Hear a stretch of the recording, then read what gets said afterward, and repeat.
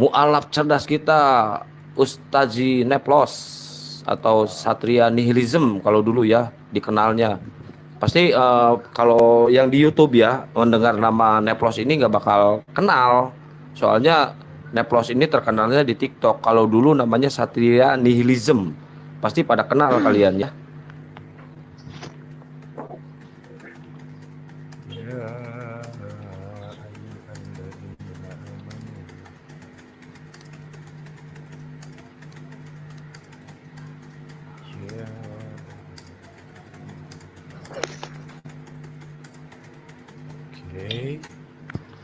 Oke, udah siap live di YouTube dosen debat lintas agama, terus ada di channelnya siapa lagi?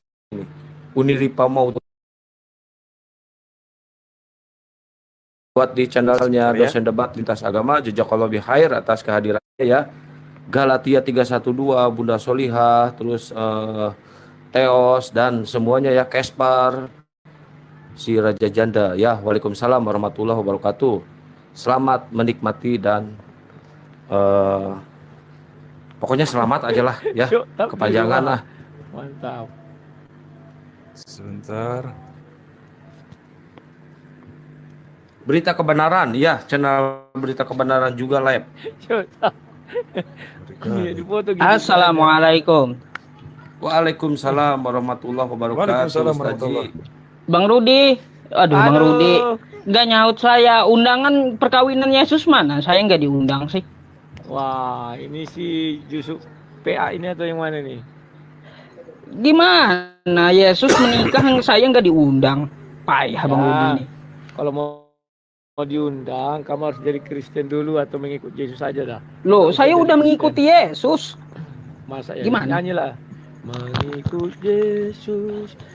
Saya udah mengikuti Yesus, kata Yesus sembahlah Allah, saya sembah tuh. Nah, mau gimana? Bah. Kapan Bang kita Rudi ini diskusi ada lagi? aja. Mau diskusi apa lagi? Bebaslah. Ternyata banyak nabi-nabi di Islam yang belum menikah. Hah? Alah, framing mulu ini. Framing. Banyak yang belum nikah. Nggak ada. Rasul Ilyasa. Itu belum nikah juga ternyata. Sudah Kata siapa? Aku udah cari literasi, tak ada satupun yang menuliskan dia menikah. Berarti kalau nggak ada literasinya sekolah udah jelas. Kan aku bilang aku cari literasi, nggak ada kok. Gimana sih? Jadi begini, Bang Rudi yang harus Bang Rudi tahu. Daripada begini. Bukan berarti yang tidak tertulis berarti tidak terjadi. Nggak seperti itu cara kerjanya. Contoh begini, kalau saya tanya bahwa pernahkah Yesus Kristus itu buang air besar? Pasti jawabannya tidak, kalau hanya merujuk kepada apa yang tertuang di dalam Bible. Karena nggak ada tertulis. Apakah Yesus belum pernah buang air besar seumur hidupnya? Sederhana itu. Itu logika sederhana. Kan begitu dia. Kalau kau bicara tentang Yesus, aku bisa katakan Yesus itu kan bukan manusia. Jadi kalau kau bilang buang kotoran, saya pun ragu. Kan pertama begitu. Oke, ayo kita mulai mengenai agama. Tapi kalau kau bilang sama Nabi Muhammad, pasti kau buang kotoran. Karena dia manusia 100%. Jadi pada saat buang kotoran ragu, tapi pada saat mati yakin sekali. Tuhan buang kotoran nggak percaya, tapi Tuhan mati diyakini. Wah, ngeri kali. Tuhan Yesus mati. Mati dia memperingati hari kematian dia kok. Ini diskusinya apa judulnya? Belum ada. Agama judulnya agama. Agama. Bentar dulu. 2 lawan 2 yuk. Satu-satunya pendebat. Jangan rusuh 2 lawan 2 itu rusuh. Ini gimana ini? Bang Rud, apalagi yang gimana ini? Belum prepare ini Bang Rud sebenarnya, tapi ya udahlah, gas lah udah. Ayo. Nanti ada Ustaz Yusuf juga, masuk aja Ustaz Yusuf. Ya. Mengenai agama tadi ya, diskusi ringan aja kita. Tapi yang penting adalah konten kita itu aja lah intinya. Cocok. Gak usah pakai moderator timer ya. Gas aja ya. Gas aja, oke. Asal ada kata silakan. Wala Bu, jangan lupa itu minumannya deketin, air putihnya deketin nanti sudah. Tenang Bang. Kan kalau pakai bisa. Tenang Bang Rud, kalau Neplos tuh bernarasi nggak lama biasanya, paling 2 hari. Nggak lama, tenang aja Bang Rud. Silahkan langsung begitu nanti pasti. Oke lah, jadi gimana nih? Mualim silakan dibuka, Mualim. Ya, Ustaz Yusuf silakan Ustaz Yusuf dibuka. Antum Mungkin lah Ustaz Yusuf. sebagai host gimana sih? Lagi Oke. ini lagi beresin live. Ya, oke. Assalamualaikum warahmatullahi wabarakatuh. Ikhwan fisabilillah semuanya yang ada di Komalnya pengamat debat lintas agama, terus di YouTube yang terafiliasi ke labnya ini, perdebatan antara sang debater atau Rudy Yohanes dan Bang Neplos atau Satria Nihilism ya. Di sini disiarkan di beberapa channel YouTube juga ya, ada sang debater, ada Yusuf PI, ada Uni Ripamau Bukan Bang, TV, bukan di penegak ada- Islam aja, bukan oh di iya, di Yusuf penegak, ya di penegak Islam, di Berita Kebenaran Channel, dan jangan lupa ya di Dosen Debat Lintas Agama juga ya, itu channel saya pribadi ya. Tolong di subscribe dan ditonton juga iklannya sampai nanti Idul Fitri, nonton iklannya ya, jangan berhenti. Bohong.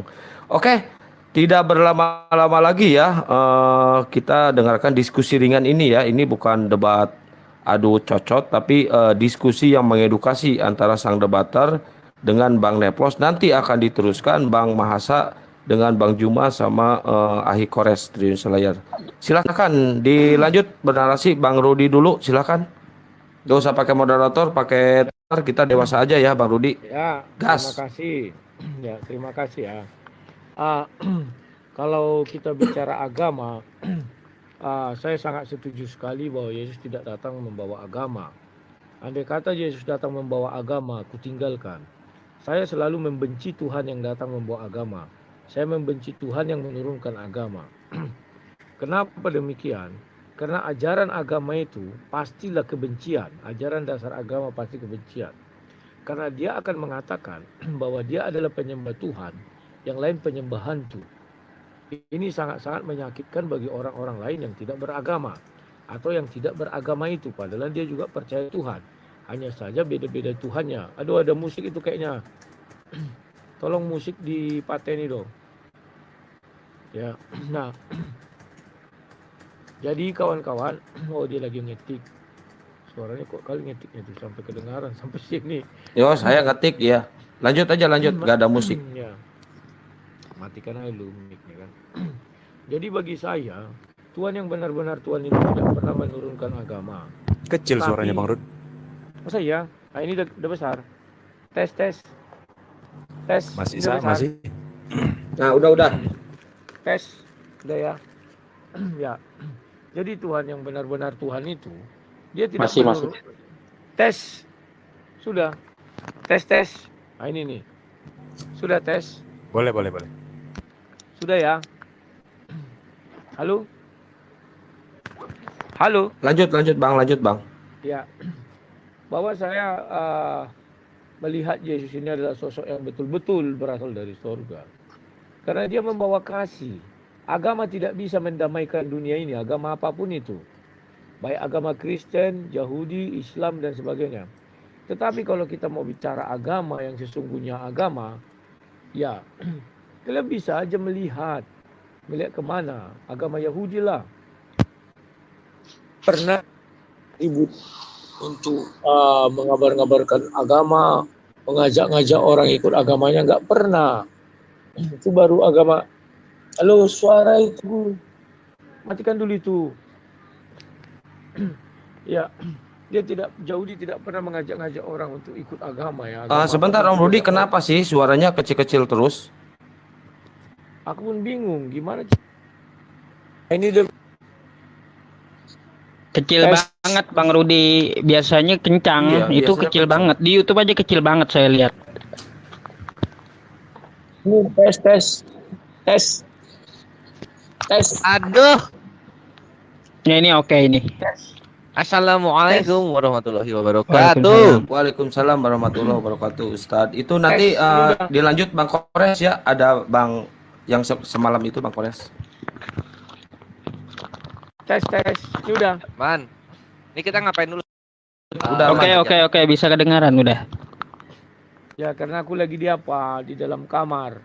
Jadi nggak mungkin kuat-kuat. Ini di tempat apa orang, ya. Kalau di tempat Lai udah bisa duduk, Lai. bisa tapi belum 100% apalah. Jadi aku kadang berdiri, kadang baringan, macam lah. Oke, aku lanjutkan ya. Ya. Andai kata Yesus datang membawa agama, akulah manusia yang pertama membenci Yesus itu. Kenapa demikian? Karena pasti ajaran Yesus, agama Kristen adalah penyembah Tuhan, yang lain penyembah hantu. Ya, di situ sudah terletak satu kebencian. Dasar-dasar dari agama itu adalah kebencian. Belum pernah saya tengok dasar agama itu adalah kasih, nggak ada. Maka Yesus datang membawa kasih. Kasih ini sifatnya universal. Tidak mengenal agama, tidak mengenal suku dan segala macamnya ya. Dan hal ini diwejawantahkan di dalam Galatia 5 itu ayat 22 dan 23. Orang untuk menuju surga nggak perlu harus mengakui Yesus adalah Tuhan. Tidak perlu harus menyembah Yesus, tidak perlu harus beragama Kristen. Tetapi di dalam situ dikatakan mampu melakukan 9 buah roh, yakni kasih, kelemah lembutan, kesabaran, penguasaan diri dan sebagainya itu ya. Dan Yesus mengatakan tidak satu hukum pun menentang hal itu. Ya, pahami dulu itu. Jadi agama ini sangat mengajarkan kebencian, kawan. Kenapa? Saya misalnya berbuat baik, sebaik apapun saya pasti ke neraka. Kenapa saya ke neraka? Karena ada kebencian di situ. Tapi jikalau tidak ada kebencian, oh ini orang baik, maka baik buruknya kita akan dipertimbangkan oleh Tuhan. Tapi karena agama ini mengajarkan kebencian, sebaik apapun kau, karena Tuhannya sudah benci lihat kau, tidak akan pernah kau masuk ke surga. Akan dibenci kau sampai selama-lamanya, sampai hari kiamat ya. Itulah yang bisa saya buat sebagai pengantar. Silakan nanti kita diskusi lagi aja. Silakan. Halo. Gimana orang ini semua? Ya lanjut Bang Neplos. Silakan Bang Neplos atau Bang Kores. Oke lah kalau begitu. Enggak, ini Akhi Neflos by one ini. Lanjut. Oke. Bismillahirrahmanirrahim. Rabbi shrah li sadri wa yassir li amri wahlul 'uqdatam min lisani yafqahu qawli. Amin ya rabbal alamin.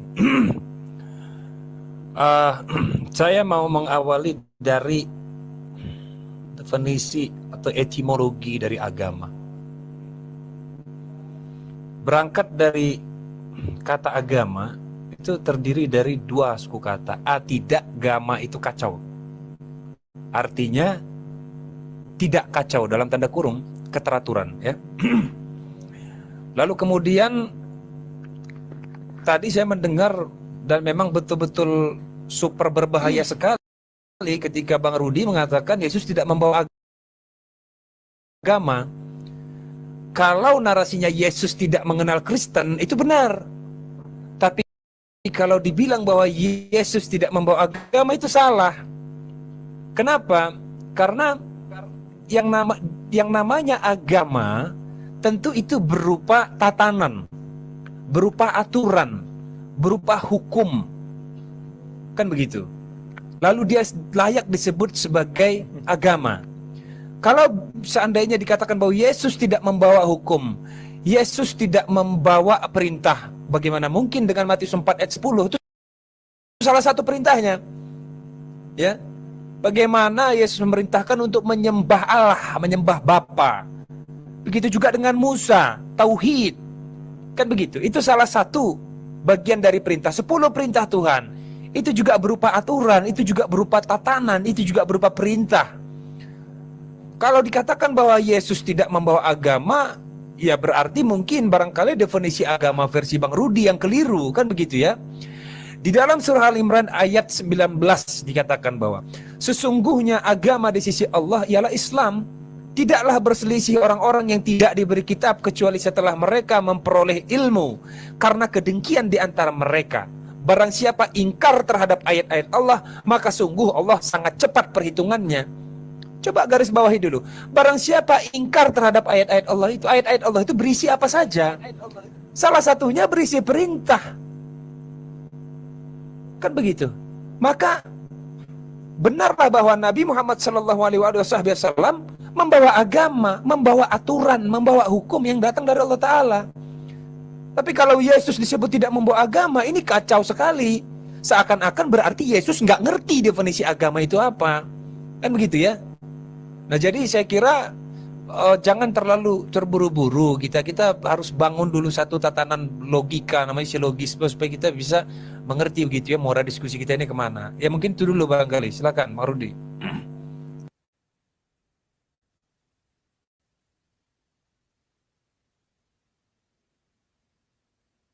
Halo Bang Rudi, dibuka mic-nya Bang Rudi. Oke. Sekarang giliran saya. Terima kasih.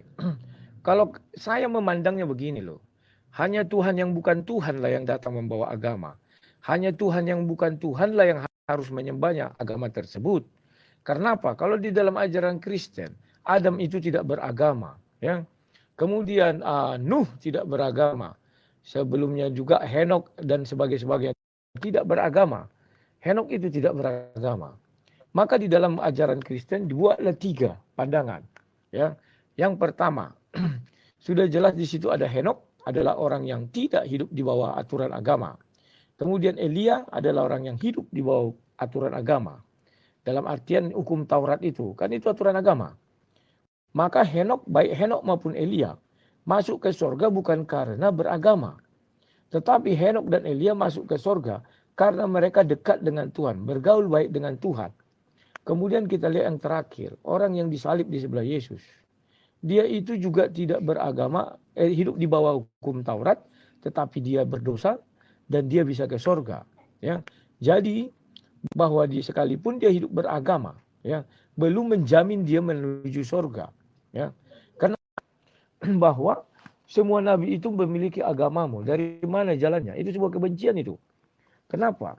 Kamu bilang tadi bahwa kalau orang tidak menyembah dia, maka dia begini begono. Sekarang ku tanya dulu kau. Kalau aku baik sama kalian, sebaik apapun saya, karena saya tidak menyembah Tuhanmu, maka kamu anggap saya kafir, yang pantas ke neraka. Aturan dari mana itu? Aturan langit dari mana itu? Ya. Sekarang, untuk menyembah Tuhan harus beragama. Bisa nggak dijamin itu harus beragama? Saya nggak percaya harus beragama untuk menyembah Tuhan. Karena Nabi Henok di dalam agama kami itu tidak mengenal agama. Tapi dia bertuhan. Pahami dulu.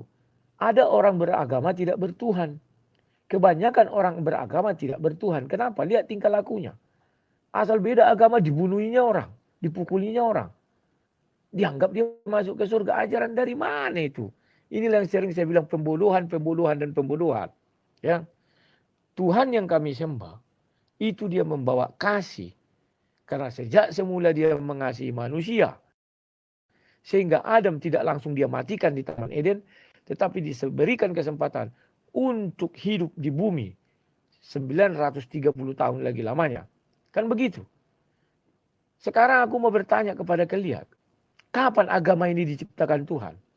Apakah sebelum manusia ada atau sesudah manusia ada? Silakan. Baik, Bang Rudi. Jadi ini fatal ya. Fatal sekali. Ini kalau Yesus Kristus mendengar ini, saya nggak tahu apa yang terjadi dengan Bang Rudi. Kalau dikatakan bahwa Yesus tidak membawa agama, berarti Yesus membawa apa? Membawa berita kah? Kan begitu. Itu satu. Yang kedua, dikatakan bahwa agama itu diisi oleh kebencian. Sedikit-sedikit bunuh, sedikit-sedikit libas. Saya tahu itu adalah satir yang sepertinya terdikasi merujuk kepada Islam. Catat ya Bang Rudi. Ada satu fakta yang unik sebenarnya, di mana salah satu kategori Piala Nobel, yaitu perdamaian, itu unggul dipegang oleh Muslim.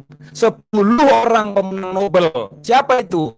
Anwar al-Sadat, Yasser Arafat, Shirin Ebadi, Muhammad El-Baradei, Muhammad Yunus, Malala Yousafzai, Tawakkul Karman, Muhammad Abdus Salam, Ahmed Zewail, Han Pamuk. Itu pemenang Nobel perdamaian di dunia. Datang dari mana? Semua orang ini adalah ahlul Quran. Biar tahu. Jadi kalau tadi dikatakan bahwa kalau saya ateis, saya tidak percaya dengan Tuhan Anda, tetapi saya berbuat berbuat baik seumur hidup saya, lalu kemudian kenapa saya tetap dimasukkan ke dalam neraka api-api? Kan kayak begitu. Nah, ini kan dangkal sekali kalau pemikiran seperti ini. Maka Islam itu datang untuk mengakomodir, untuk memfasilitasi, untuk menjadi solusi terhadap seluruh aspek kehidupan, baik di dunia maupun di akhirat. Itu bentuk reward, itu bentuk anugerah. Bahwa Allah menurunkan perintah di situ. Perintah itu untuk kebaikan kalian juga, begitu. Untuk manfaat kalian juga. Lalu kemudian manfaat itu nanti di yaumil akhir. Kita sama-sama percaya bahwa ada kehidupan selanjutnya, gitu.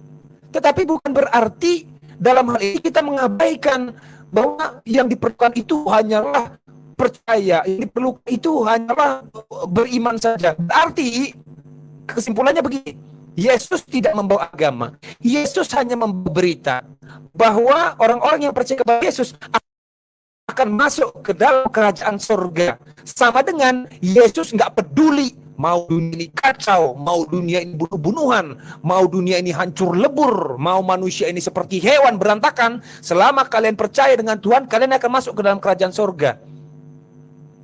Ini nggak masuk akal. Kalau Yesus itu mengabaikan aspek-aspek kehidupan itu, luar biasa sekali berarti Yesus ini. Nggak peduli dia, yang penting kalian percaya aja. Oh, pantas saja benar. Yang penting kasih karunia, yang penting percaya. Bukan perbuatanmu yang menyelamatkanmu untuk mendapatkan kehidupan yang kekal. Bukan apa yang masuk ke dalam tubuhmu, tetapi apa yang keluar. Wah, ini kan nggak masuk akal ini.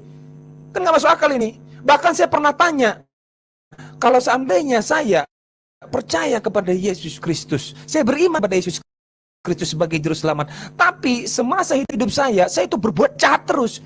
Tetapi saya percaya sama Yesus, apakah saya masuk ke dalam kerajaan surga? Ternyata refleksi dari iman itu harus ditunjukkan dari perbuatan.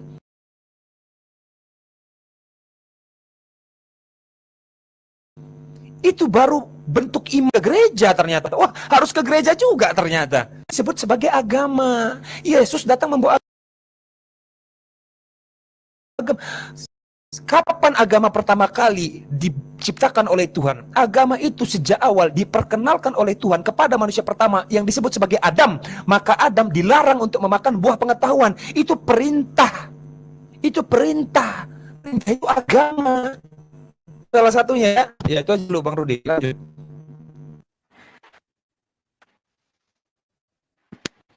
Oke, kamu bicara tentang agama. Ketika ditanya nanti sama orang-orang ateis, siapa dari agama yang sudah ke surga? Kau tidak mampu menjawab tuh. Bullshit, saya bilang bullshit. Bahwa agama jalan ke surga, bohong, nggak ada itu. Kenapa saya katakan tidak ada? Karena tidak ada satupun bukti agamamu yang beragamamu dia sampai ke surga. Hanya bullshit. Bahkan Nabi Musa aja belum ke surga. Masih di bumi ini, jadi minyak bumi. Kan kalau mati kita daging dimakan tanah, jadi kembali ke tanah dan tulang jadi minyak bumi. Kenapa kamu berani-berani mengatakan orang beragama masuk surga? Tetapi Alkitab menjelaskan, ada satu orang yang tidak beragama, namanya Henok, masuk ke surga. Ada satu orang yang beragama, namanya Elia, masuk ke surga. Baik orang yang beragama maupun tidak beragama, oleh Tuhan yang sama, semuanya sama-sama mempunyai kans untuk ke surga. Loh, Yesus kok tidak bawa agama? Memang tidak bawa agama. Tetapi Yesus membawa kasih. Kasih itu melebihi segalanya. Kasih itu menutupi kekurangan. Itu yang benar. Andai kata Yesus membawa agama, agama mana yang menjamin keperdamaian dunia? Enggak ada. Maaf cakap, Islam, Syiah Sunni bunuh-bunuhan, Ahmadiyah bunuh-bunuhan, Kristen, Katolik Protestan bunuh-bunuhan juga. Tetapi kasih, itulah sebabnya Yesus mengajarkan doa. Jadilah kehendakmu di bumi seperti di sorga. Di sorga agama tidak ada. Kenapa tidak ada agama di sorga? Karena tidak perlu lagi rumah ibadah di sana. Tidak perlu lagi kitab suci di sana. Buat apa sorga itu agama? Kamu mengatakan Adam itu orang beragama pertama. Kamu juga bohong. Ketika Tuhan menciptakan agama, apakah Tuhan tidak meletakkan dasarnya? Apa kitab sucinya? Kan begitu. Siapa nabinya? Kalau kamu bicara definisi manusia, tidak kacau. Buktinya Adam kacau. Ya. Terus kau mengatakan agama pertama itu Adam disuruh untuk tidak memakan buah itu. Itulah larangannya. Larangan bukan berarti agama. Pahami dulu itu. Hukum surga itu bukan agama. Agama itu kamu sudah mengatakan tidak kacau. Agama mana yang tidak kacau di muka bumi ini? Sebutkan ke hadapan saya. Islam. Kenapa dia berkelahi Sunni Syiah? ISIS. Ngaku Islam. Kristen. Protestan berkelahi sampai bunuh. Mana sekarang yang kamu bilang tidak kacau? Cuman dia sekarang ini api dalam sekam. Karena ada kasih, maka manusia saling melarang. Kita nggak usah berkelahi. Ini tidak boleh dilakukan. Ini tidak boleh dilakukan. Itu yang benar. Agama tidak memberikan kamu keselamatan, tetapi hanya mengajarkan kau kebencian. Faktanya apa? Ketika kau lahir, kau sudah beragama. Yang pertama kali dikatakan ke telingamu apa? Tiada Tuhan selain Allah. Kan begitu. Muhammad Rasulullah. Maka Yesus bukan Rasulullah. Yesus bukan Tuhan. Kan itu bagi agama kalian. Bagi agama kami, Yesus itu adalah Tuhan. Rasul kami, Petrus, Paulus, dan sebagainya. Kalian terima nggak Petrus? Nggak terima. Sama dengan kami. Nggak terima Nabi kalian. Bagiku itu satu dasar kebencian. Tapi kalau aku menerima Nabi kalian, kalian menerima Nabiku, itu baru kasih. Tidak membeda-bedakan, tidak menggolong-golongkan orang. Maka yang terjadi apa? Kamu harus membenci orang sana. Dia musuh kita secara rohani. Jadi permusuhan itu dimulai dari agama. Karena ada namanya permusuhan rohani. Pahami dulu itu.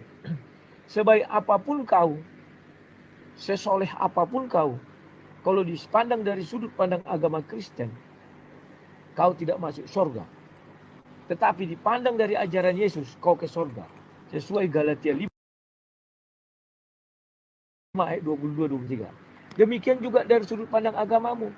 Sebaik apapun aku, karena aku tidak mengucap 2 kalimat syahadat, tempatku neraka. Di mana keadilan itu? Saya tidak mengganggu kalian, saya tidak mengusik orang, saya melakukan misalnya kebaikan. Kenapa saya harus ke neraka? Pahami dulu itu. Fatal. Yesus kalau datang tidak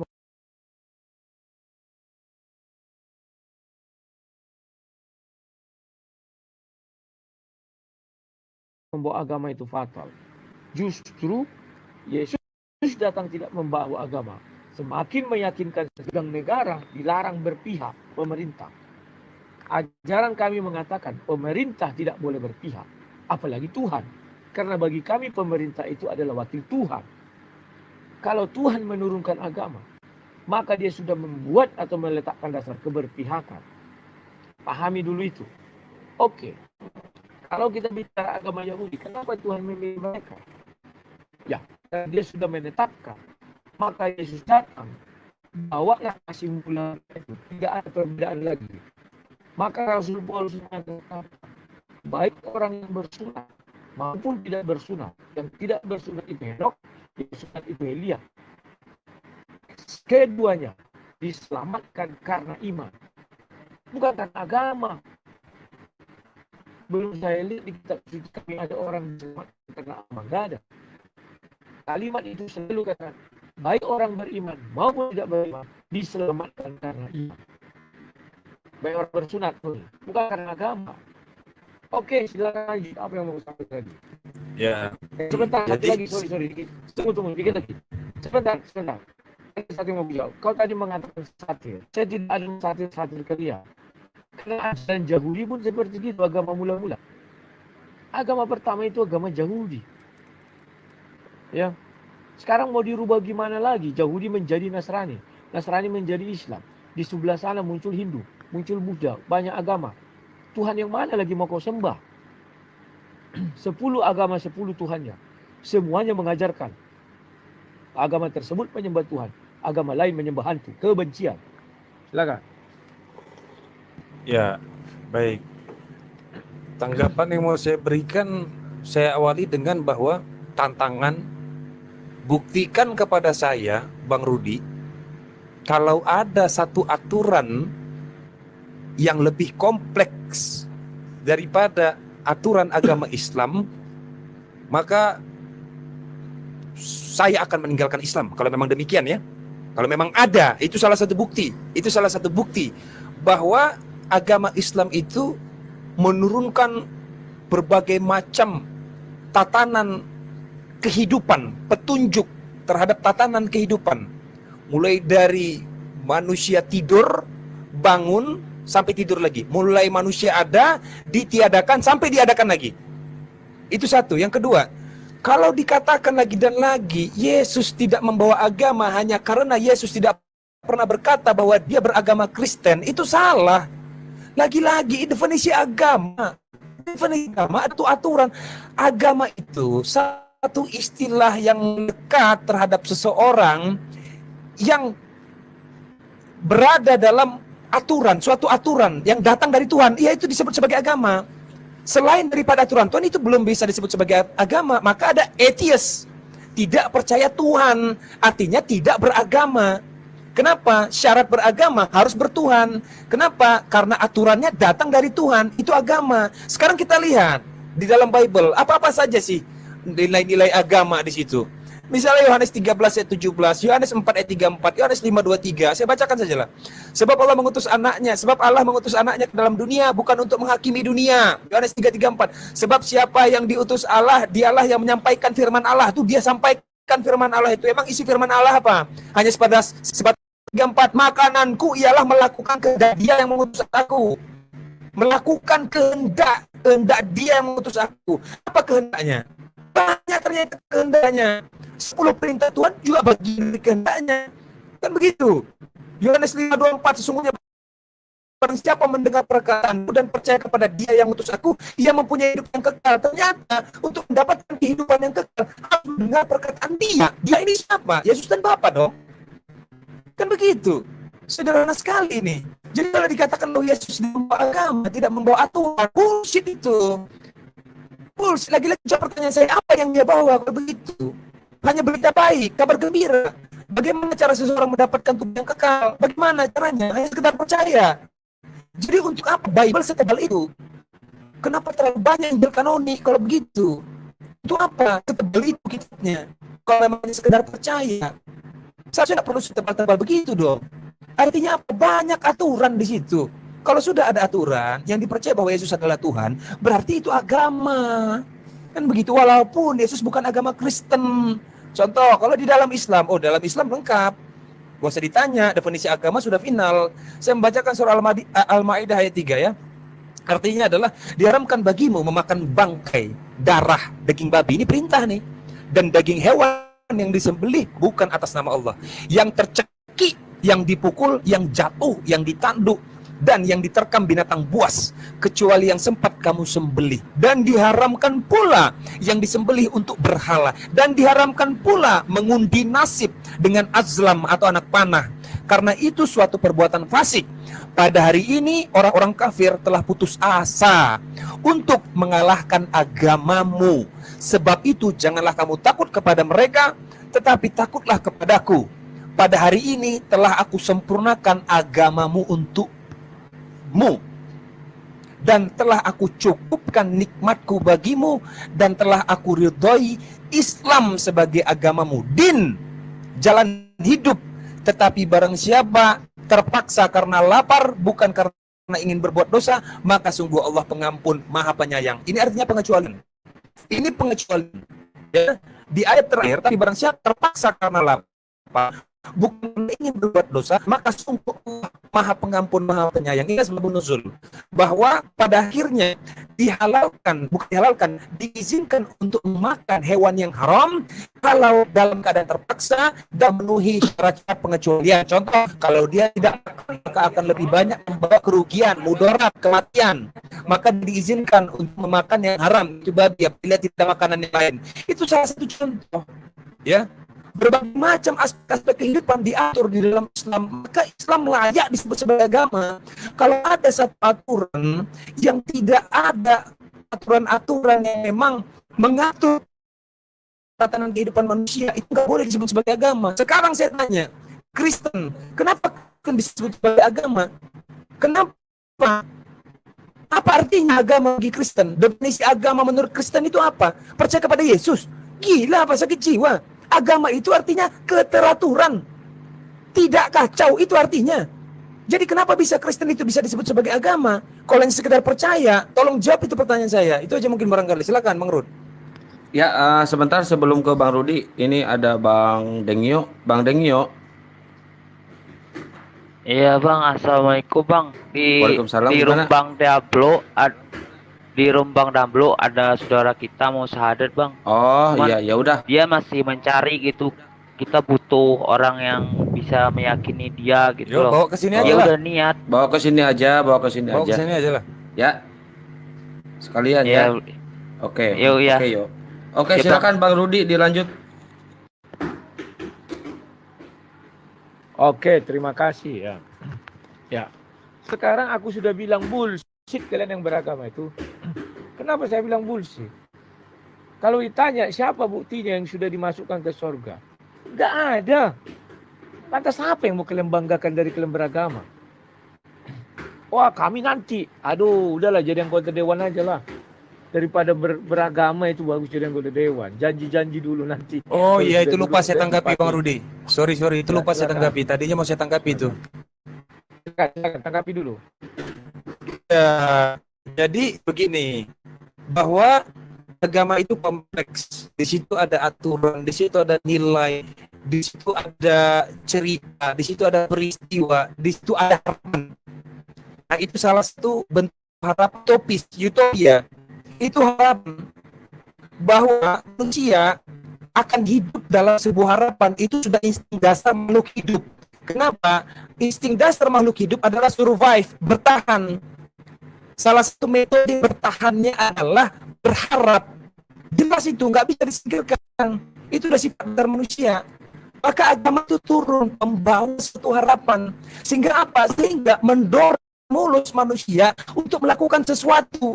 Karena apa? Karena ada tujuan, karena ada motivasi, karena ada dorongan, karena ada harapan. Itu rasional, sangat rasional.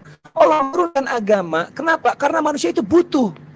Salah satu kebutuhannya apa? Harapan, kepastian, jaminan. Walaupun belum ada yang sampai pada harapan itu, belum tiba. Kenapa? Karena agama juga menerangkan, belum tiba. Idza waqa'atil waqi'ah, apabila hari kiamat itu tiba, nanti tibanya.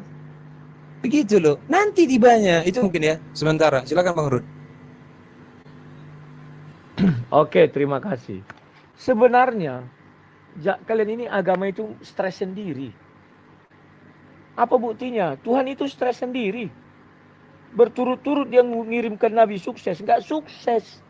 Kan stres Tuhan. Diturunkan dulu nabi ini, nggak sukses. Turun nabi ini, nggak sukses. Turun nabi ini, nggak sukses. Turun nabi ini, nggak sukses. Kenapa nggak sukses? Karena ajaran dasarnya harus membenci orang.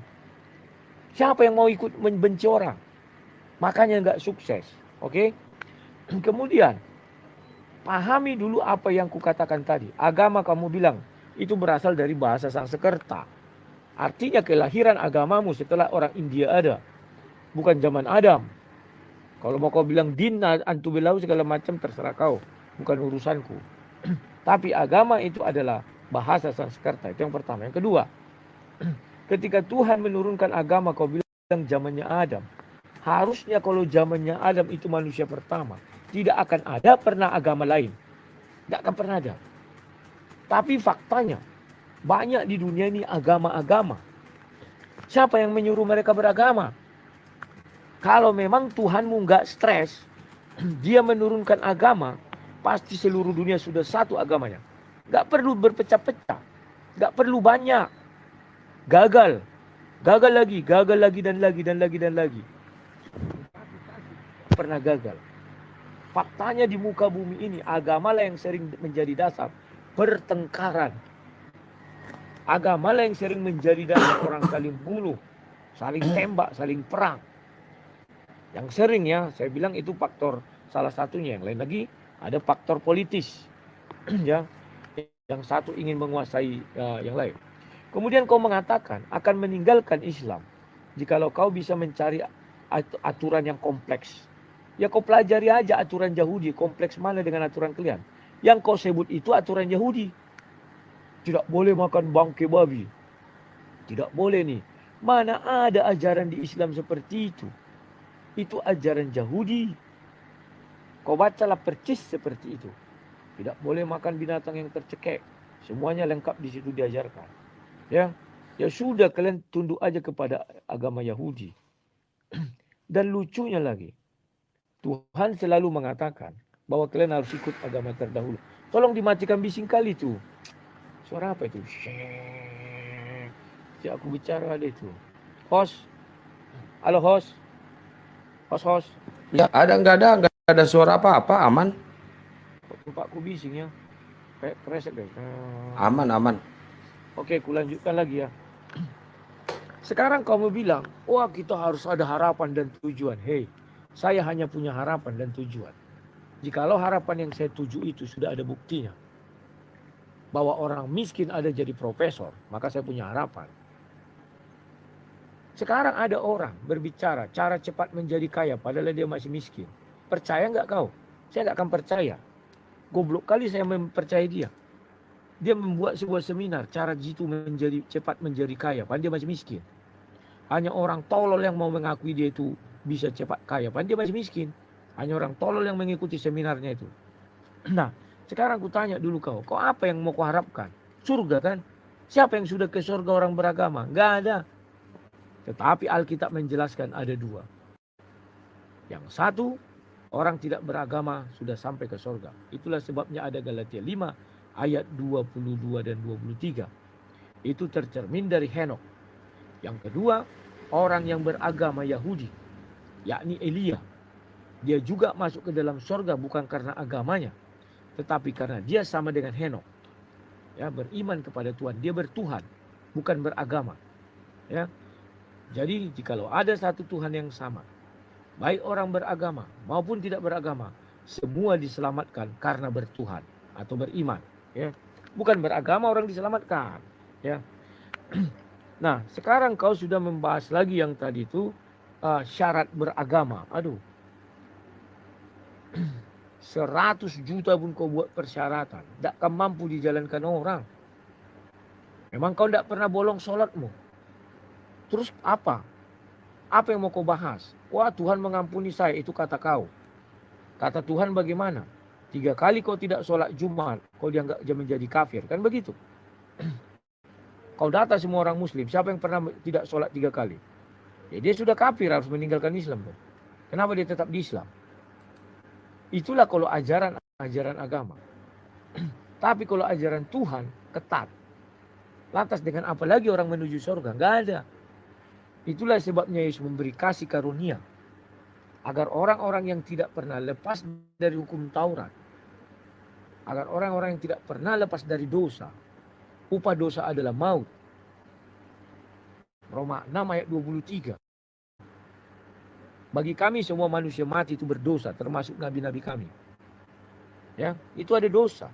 Kalau nggak ada dosa dia seperti Henok ke surga. Tidak mengenal agama, dosa. Nah, sekarang kau benar beragama, kenapa kau berdosa? Tuhan gagal membuat agama itu. Kenapa orang yang tidak beragama lebih banyak dari agamamu? Tuhan lagi-lagi gagal, stres. Kok aku gagal, padahal aku Tuhan. Bukan selalu di Alkitab dikatakan di kitab suci. Wah, dia bisa dengan segera balikkan hati orang. Dia bisa segini, dia nggak bisa ada beribu-ribu tahun. Agamamu adalah nomor 3.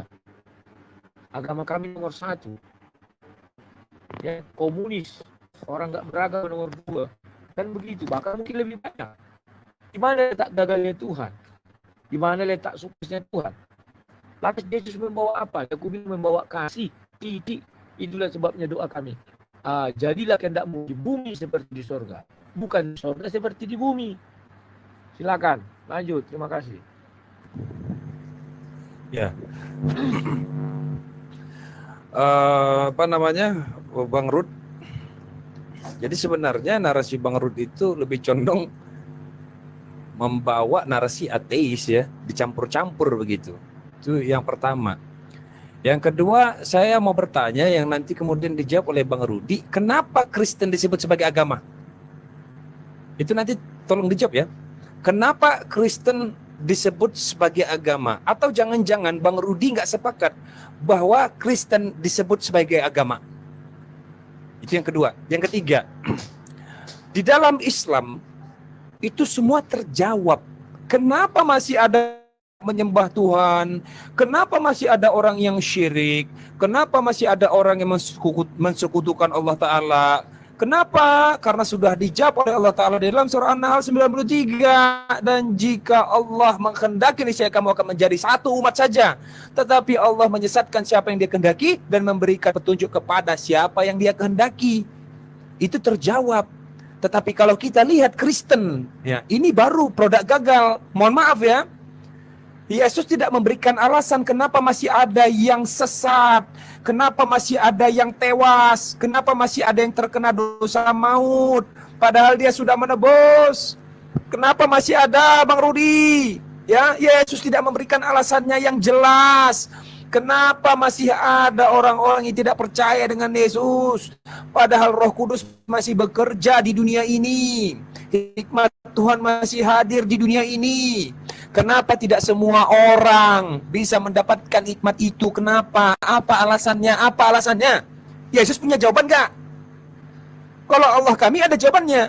Karena Allah menghendaki siapapun yang ingin dia sesatkan. Dan Allah menghendaki siapapun yang ingin dia beri petunjuk.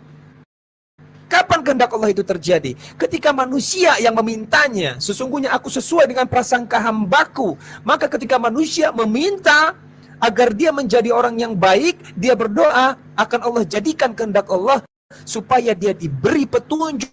Dan itu sudah menjadi ketetapan. Sekarang saya minta di Kristen bahwa Yesus itu sudah hadir ke dunia, mati di tiang salib, terkutuk pula menurut hukum Taurat, Galatia 3:13.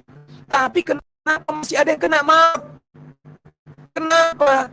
Kenapa masih ada yang kena maut? Kenapa masih ada orang yang tidak percaya dengan Yesus? Apa jawaban Yesus terhadap hal ini? Apa jawabannya?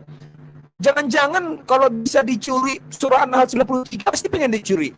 Sesungguhnya Yesus menghendaki siapa saja yang ingin dia sesatkan, sungguhnya Yesus akan memberikan petunjuk kepada siapa saja yang dia kehendaki. Keren kan ayat ini kan? Bahwa Al-Quran punya jawaban kan terhadap semua pertanyaan Bang Rudi Yanes. Coba Kristen, nggak ada jawabannya. Kalau ditanya kenapa masih ada orang sesat, nggak tahu, saya yakin, saya jamin itu. Nggak ada jawabannya di Bible. Kenapa masih ada orang sesat? Karena ada iblis, lagi-lagi iblis disalahin. Padahal iblis sudah dikalahkan. Iblis sudah dikalahkan. Berapa kali iblis mencobai Tuhannya, tapi kalah dibuat Tuhan. Tapi kok masih ada orang yang nggak percaya dengan Yesus? Ini ada apa? Saya nggak panjang-panjang lah, karena narasi Bang Rudi di situ-situ aja. Silakanlah Bang Rud, dijawab itu pertanyaan saya. Oke, terima kasih. Saya jawab ya. Kasihan aku melihat Tuhan yang kau sembah. Selalu kau hina. Kenapa aku bilang hina? Kayak tak punya kerjaan saja Tuhan kau buat. Baca narasi kau, dia menyesatkan orang. Sementara dia ingin orang kembali ke jalannya. Tiba-tiba kau bilang menyesatkan. Yang mana sih Tuhanmu itu? Tuhan penyesat? Saya tahu yang menyesatkan jalan orang itu iblis. Kau baca surah 7 ayat 14, 15, 16, 17. Berilah aku tangguh, kan aku akan menyesatkan mereka. Gak ngerti aku entah iya yang kau ucapkan itu tidak. Ya, kurang kerjaan. Tuhan berupaya agar manusia kembali ke jalannya. Tiba-tiba kau bilang dia menyesatkan orang. Kan kurang kerjaan. Buat apa Tuhan menyesatkan orang? Orang malah, terus kalau disesatkannya orang, kenapa orang itu jadi berdosa? Orang yang memberi dia sesat Tuhan. Harusnya dia masuk stres. Kemudian, kau mengatakan, kenapa Kristen disebut agama? Pada awalnya Kristen itu adalah pilihan manusia yang mengikut Yesus. Bukan agama. Tetapi setelah ada pemerintahan negara, state, maka mereka menyusunlah satu kelompok. Manusia ini dikelompok-kelompokkan. Maka dinamakanlah kelompok ini agama, kelompok itu agama, kelompok ini. Karena banyak keyakinan orang. Pada awalnya Kristen itu adalah pilihan orang yang mengikut Yesus. Paham ya? Kemudian yang ini.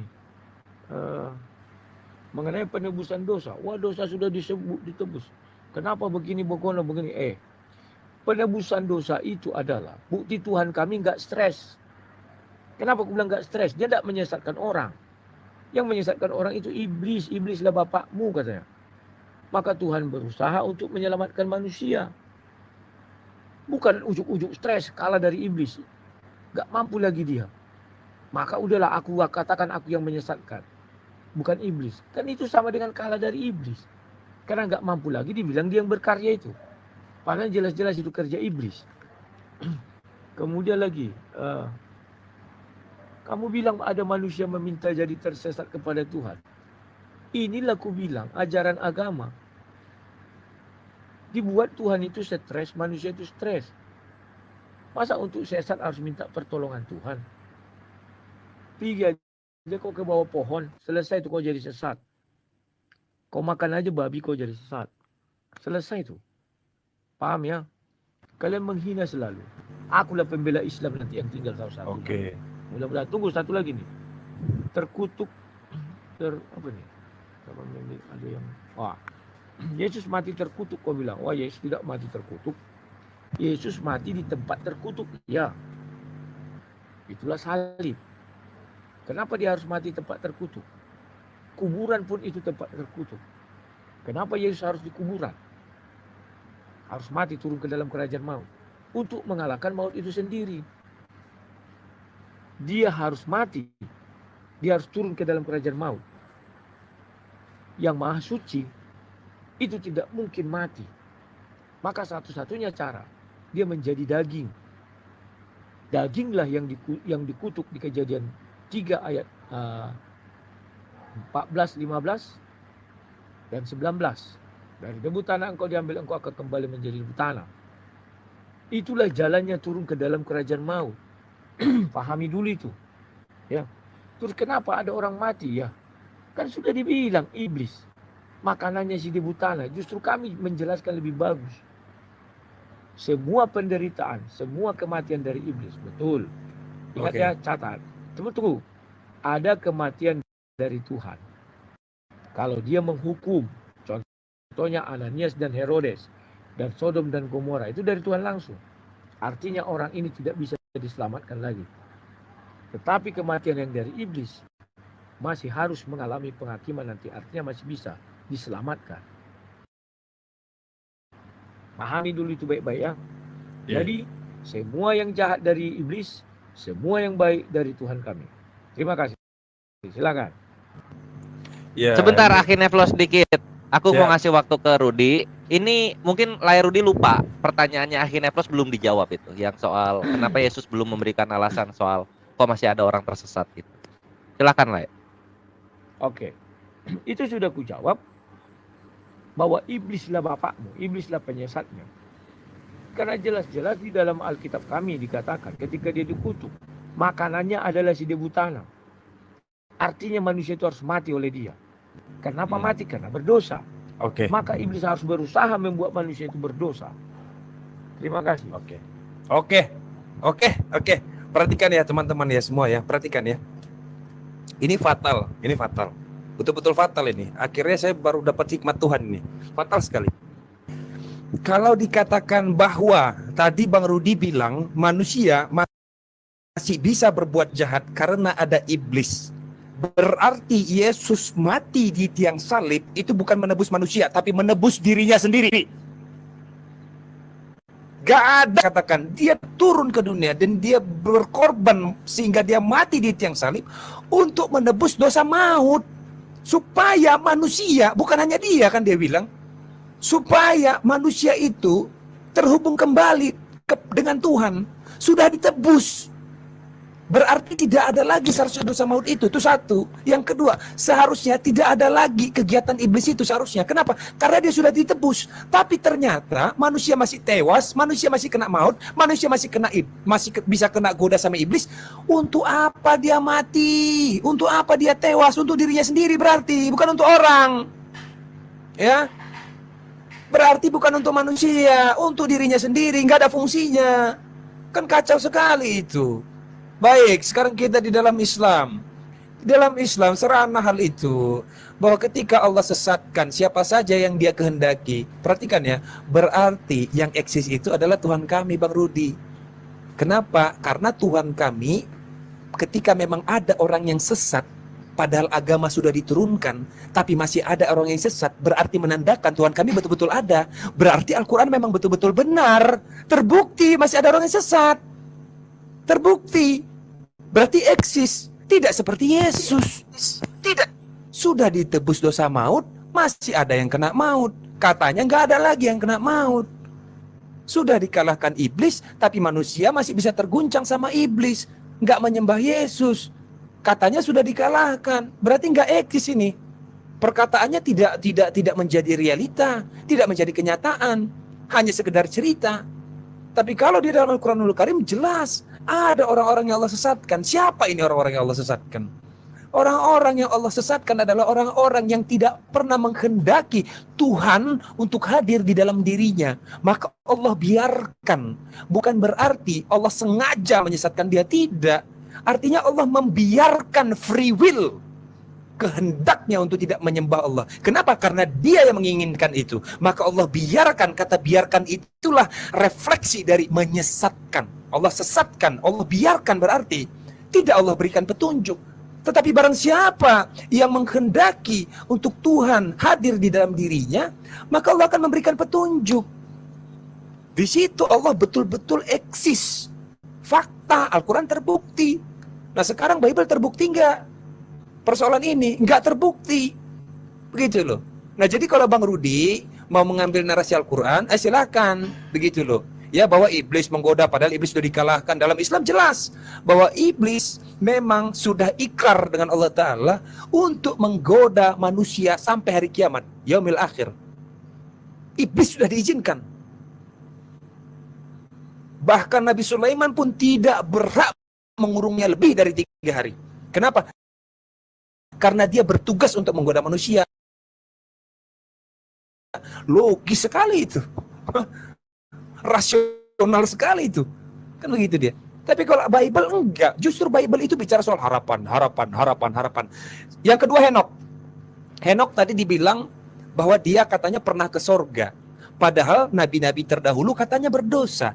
Orang berdosa sebelum ditebus oleh Yesus seharusnya nggak bisa masuk ke dalam kerajaan surga. Kok Henok bisa ya? Tanda tanya besar. Kok Henok bisa ya masuk ke dalam kerajaan surga ya? Padahal belum ditebus. Kan begitu, ternyata ditebus nggak ditebus tetap bisa masuk ke dalam surga selama percaya kepada Bapa. Untuk supaya Yesus terlihat eksis saja. Makanya ada tebusan itu, penyaliban itu, kan begitu kan? Nah Al-Quran benar lagi, wa ma qataluhu wa ma salabuhu. Mereka tidak membunuhnya, mereka tidak menyalibnya, tidak pula membunuhnya. Kenapa? Karena dengan cara menyalibnya, dengan cara membunuhnya, seolah-olah itu bisa menjadi hukum untuk membuat manusia menjadi kekal. Nggak masuk akal, kata Allah Ta'ala. Nggak masuk akal. Yang bisa masukkan kalian ke dalam surga itu hanya aku, bukan Isa. Jadi Isa itu nggak pernah disalib dan nggak pernah dibunuh. Menghayal itu, produk-produk gagal itu. Kan begitu. Silakan, itu aja mungkin.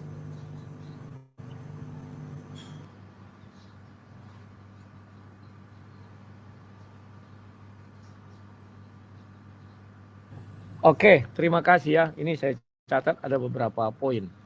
Ya, pertama, ini kita bicara belak-belakan saja ya. Kamu mengatakan Henok belum ditebus. Inilah kamu yang tidak paham. Kan sudah saya katakan. Upah dosa adalah maut. Artinya Henok tidak melakukan dosa sedikit pun. Maka dia dibawa ke sorga. Kalau dia tetap di bumi, dia harus mati. Dosa waris Bang Rudi. Dosa waris, janganlah ditipu-tipu gitu. Mohon diam. Keledai tetaplah keledai. Ya, bahwa Henok itu tidak berdosa. Dosa warisnya adalah siapa berdosa, dia akan mati. Dari debu tanah engkau diambil, engkau akan kembali menjadi debu tanah. Apabila Henok tetap di bumi, maka dia harus terkena dosa waris itu. Dari debu tanah diambil dan kembali menjadi debu tanah. Itulah sebabnya Tuhan menyelamatkan Henok, tidak dibiarkan di bumi. Karena kalau sampai di bumi, maka dosa waris itu akan tetap kena kepada dia. Oke? Kemudian Elia juga demikian. Dia tidak melakukan dosa apapun di mata Tuhan. Di mata Tuhan ya, jangan di mata manusia. Maka Tuhan harus mengambil dia dibawa langsung ke surga. Tidak bisa dibiarkan di bumi. Kenapa? Dia dibiarkan di bumi. Harus digenapi. Dari debu tanah atau diambil. Harus kembali menjadi tanah. Nah, ini hebatnya Alkitab. dijelaskan semua orang yang mati itu adalah upah dosa. Semua orang yang tidak mati itu karena dia tidak memiliki dosa. Seluruh nabi-nabi itu adalah abdi. Mereka mati artinya ada dosa. Atas bagaimana? Ya. Kita lihat dengan baik dan benar. Mereka mau ke surga dengan apa? Enggak ada jalan. Orang sudah mati. Orang mati tidak ada dosa lagi dengan Tuhan. Itulah sebabnya Yesus harus turun ke dalam kerajaan maut menyelamatkan orang soleh-soleh ini. Itulah sebabnya di Matius 28 ayat 50 sampai 53 kubur orang maut itu terbuka dan orang-orang soleh keluar dari pada itu gunanya Yesus turun dalam kerajaan maut sehingga ada jalan menuju surga setelah kematian. Ingat, setelah kematian ya. Ya. Sekarang yang berikutnya. Kamu mengatakan berbuat jahat karena iblis. Seharusnya kegiatan iblis tidak ada. Kan begitu. Maka tidak ada jalan ke surga. Orang Tuhanmu yang menyesatkan orang. Iblis saja menyesatkan orang, barulah tidak ke surga, ke neraka.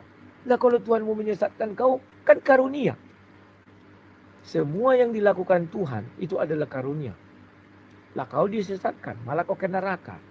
Adil gak menurutmu? Tuhan menyesatkan kau, kau ke neraka. Itu tidak adil. Makanya aku bilang kalian mengecilkan sekali Tuhan kalian. Aduh, gak ngerti lagi aku. Kalian gak pandai menerjemahkan ayat itu ya. Kalian paksakan. Waduh, bateraiku tersisa 20 menit lagi ya. Sebentar. Aku lanjutkan lagi. Oke. Masih ada orang sesat kau bilang. Artinya kau mengatakan Tuhan membiarkan orang tersebut terutama. Dan ada Islam yang jahat-jahat. Contoh Kristen, Hindu, Buddha dan segala macamnya. Perasaan aku tidak pernah disesatkan oleh Allah SWT. Tak pernah. Perasaan nenek moyangku pun tidak pernah disesatkan oleh Allah SWT.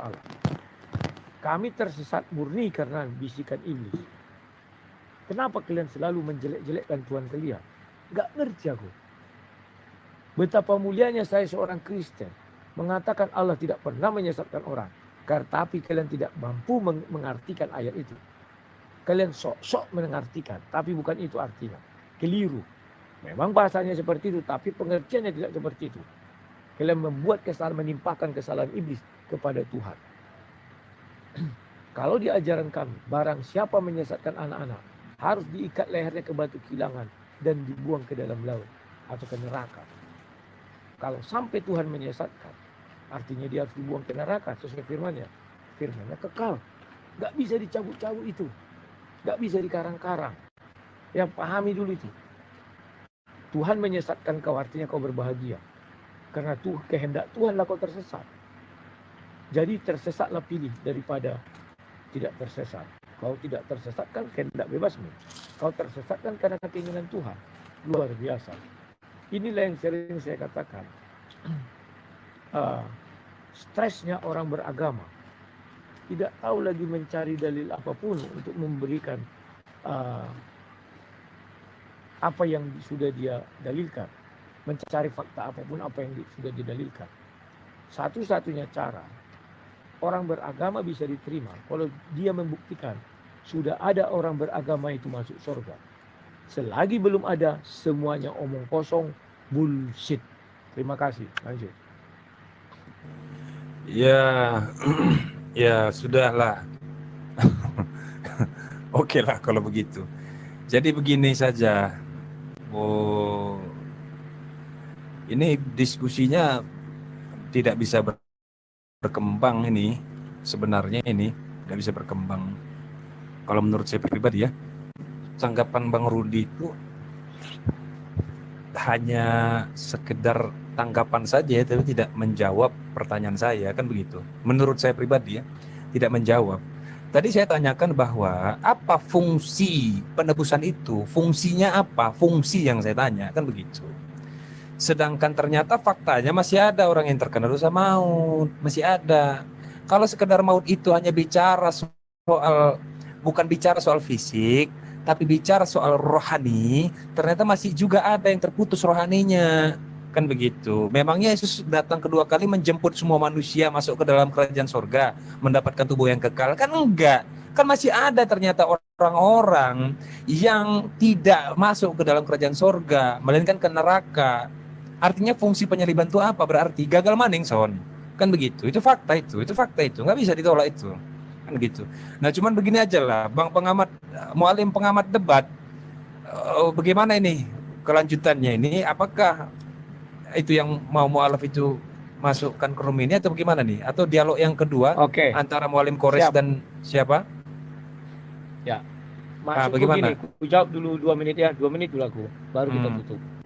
2 menit. Pertama dikatakan diskusi tidak berkembang. Diskusi berkembang, buktinya kau lari ke penyaliban, penebusan dosa, padahal kita bicara tentang agama. Yang kedua, fungsi penebusan dosa. Besok kita bahas diskusi berdua. Kalau aku sudah sampai di kampungku, biar suaraku jelas dan keras, kan mantap. Oh, ini lagi di Besok jalan kita lanjut berarti? ya. Lagi di Iya, jalan? aku lagi di luar kota, di luar kota. Ini di Oh, penginapan, oke lah, oke lah, oke penginapan lah. kamarnya kecil, jadi kalau buat suara kan tiba-tiba Berarti kan udah bisa diupload beberapa menit, Bang Rudi, ya kan? Betul. sudah, oke. Oke, siap. Ya, Oke, kita oke, jumpa besok malamnya tentang penebusan dosa. Paham ya? Oke, fungsi penebusan ya. Oke, itu mantap itu. Ya. Siap. Oke. Mohon maaf ya jikalau saya ada kata salah-salah, mohon maafkan. Kita hanya sekedar diskusi, kita punya hak yang sama di dalam room ini. Aku mohon izin ya, dengan hormat aku mohon izin. Selamat malam, terima kasih. Sampai jumpa. Sampai jumpa, Bang Rudi. Siap. Kenapa Rudi? Sehat. Lagi nggak sehat. Semoga cepat sembuh dan semoga hidayah Allah sampai kepada kita. Padahal Amin. ya, Amin. Allahumma. padahal saya sudah suntik hormon ini.